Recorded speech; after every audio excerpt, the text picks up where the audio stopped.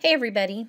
Today I'm going to use the I Love Lace background stamp to do a little very quick ombre technique using the Misty. Now the first time that I ink this up, I'm going to ink it up in Versamark because I'm going to start with just a very light tone-on-tone stamping on some crumb cake cardstock. And you can see that if I hadn't had the Misty, I would have been crying about right now because I didn't get that top corner inked properly. But it's no problem. I can just re-stamp it and it's going to be perfect. So I'll just Versamark it. Make sure my paper's in the corner. That's the most important thing.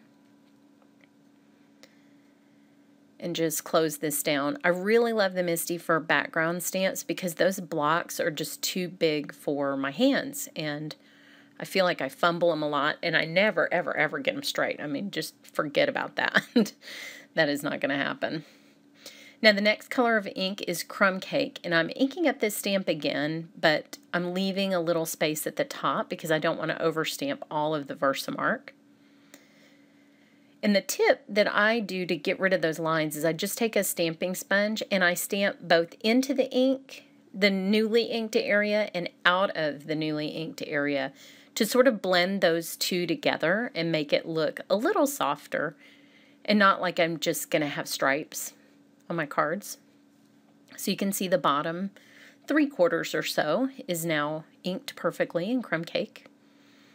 This is a very intricate image, so this is why you really need the Misty to line up that sort of fishnetty background in the lace that's sort of behind the flowers.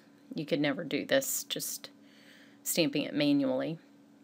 Now the next color I'm using is Baked Brown Sugar, which these three brown inks, have a pretty natural progression from light to dark, and they work well together. So the last one I'm going to use is Early Espresso, and I'm going to ink up just the bottom quarter or so, and then go up and down again with the sponge to smooth that out. Make sure my cardstock's in the corner. It's worth it to take a second to do that.